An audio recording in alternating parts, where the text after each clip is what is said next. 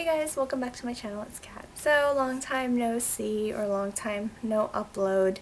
Last time I uploaded a video was like some months ago. I checked. There was a lot of things going on, especially a lot of health issues that I was dealing with. So there's a lot of things piling up that took a lot of my time and energy, and I just did not spend it on booktube or even reading. I just wanted to make a video of all the books I've read from the last video I made a few months ago. Since then, I read a total of 4 books. It's not the most astonishing number, but I'm trying to get my reading in wherever I can, whenever I can, and whenever my energy allows. Let me just get into the 4 books I read. Starting off with All Good People Here. This is by Ashley Flowers. If you are not familiar with Ashley Flowers, she is one of the co-hosts for one of my favorite true crime podcasts ever, Crime Junkie. I was super excited when I heard she's coming out with her own book. I mean, this woman knows so many different true crime stories. She's narrated a bunch of true crime stories. She's very knowledgeable in the true crime world. Getting a book from her, I was over the moon excited about it. This book is about Margaret, who's a journalist, and she returns back to her hometown to investigate a series of disappearances of young girls and how they possibly link to the disappearance of her best friend that happened about 20 years ago. Along the way, while she's looking into these disappearances, she learns about a lot of different secrets of the hometown and of the people residing in the town. I gave this book a 4-star. It was a 4.5 star until the ending, which just messed everything up. But the book itself was great, minus the ending. The plot was really good, and there were a lot of twists that were going on that were pretty shocking. However, there were some that were predictable. I did enjoy the writing style. I did enjoy Margaret's character and the other characters in the book. I did like the alternating point of views and kind of the time jumps that happened between the time period of when Margaret's best friend disappeared and the present moment of Margaret investigating all these disappearances. Everything was great until that ending, and a lot of reviewers agree with me that the ending was trash. It totally derailed everything that the book was building up to. But aside from that ending, the book itself was good. It was totally a good read, and it was very entertaining and thrilling at the same time. So overall, I did enjoy this book. After that, I read one of my highly anticipated books, The Killing Code. This is by Ellie Marney, who I've mentioned a million times on this channel. One of my favorite books ever. She's a Aussie YA novelist, and her books, the ones I've read so far, have been really good. Until I got to The Killing Code. So this book takes place during World War II, and Kit and a group of her friends, they work for the government, and they're code breakers, essentially, to help with the war efforts. All of a sudden, some government girls were being brutally murdered by a serial killer on the loose. And so Kit and her friends are kind of caught between code breaking and also taking the responsibility of solving the murders of these girls. All the while, Kit is hiding her true identity of who she really is and hiding her past. I gave this book a 2.5 star. Guys, I have never rated any of Ellie Marney's books below 4, and to give this book a 2.5 star, to know that's what I truly felt about this book is a 2.5 star rating really sucked. And here's why. The characters were not engaging at all. They were not interesting.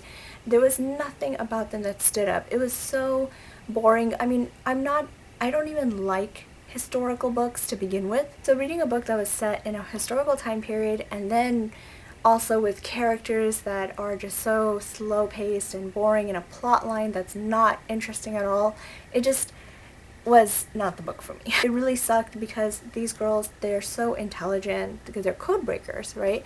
So I wish with their intelligence being portrayed in the book, the author would also give them some personality. I really wish. Because there's no personality in any of the characters, and that really sucked. I probably also did enjoy the book because it's a historical fiction, so just from the get-go, this genre not being one of my favorites is probably another reason I didn't really like it. There's a sapphic romance, which is really cute, but all the other relationships were very dull. I predicted who the serial killer was pretty early on in the book, so the murder mystery was not that interesting, and the reveal of who the serial killer was really not that surprising. A couple things that I did appreciate about the book is how it talked about racism and racial segregation at that time period and the struggles women go through working for the government, which is predominantly a field that men work in. I did appreciate the author talking about that, and I did also appreciate how much research went into the book. It's very obvious that the author researched the time period, the events that was going on, the different references down to the clothing the characters were wearing at that time.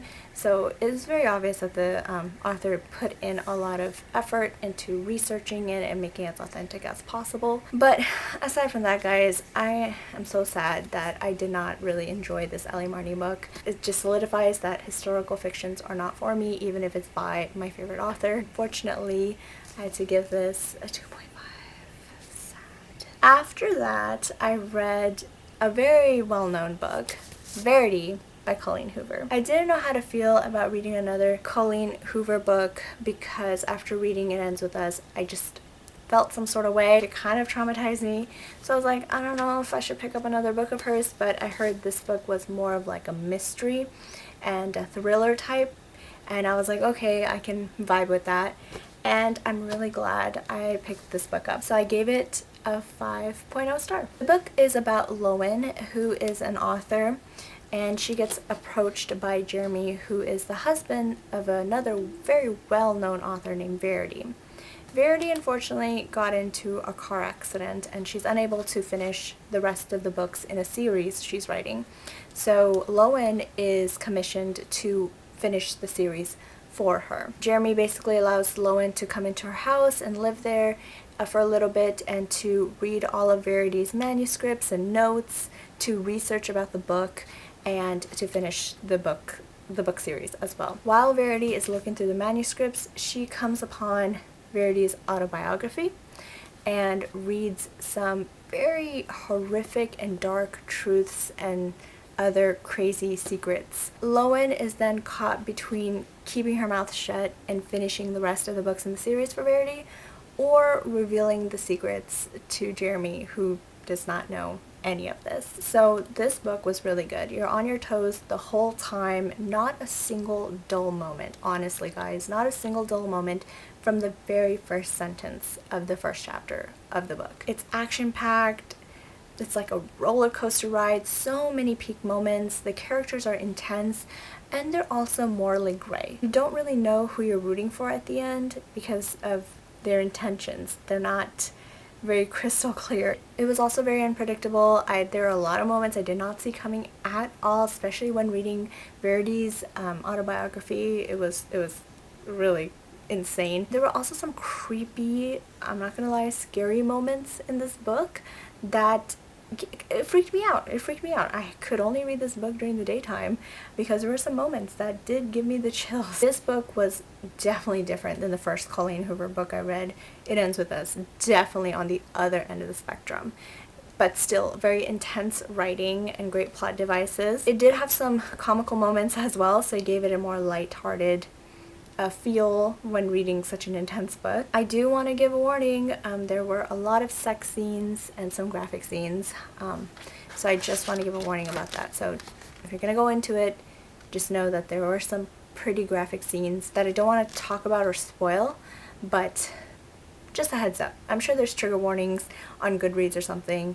I would recommend looking it up. But overall, it was a great ride. I did enjoy my reading experience with this book, and I would recommend it. After that, I read The Gargoyle Gets His Girl. This is by Kristen Painter. This is the third book in the Nocturne Falls series. If you don't know, Nocturne Falls is basically about a town that celebrates Halloween all year round, and these books explore the romantic relationships between the different supernatural species that live in Nocturne Falls. This book basically is about a fairy named Willa who makes rings, like magical rings, magical jewelry, and she is being stalked by a customer who's very obsessed with her, and so she seeks protection from Nick, who's a gargoyle.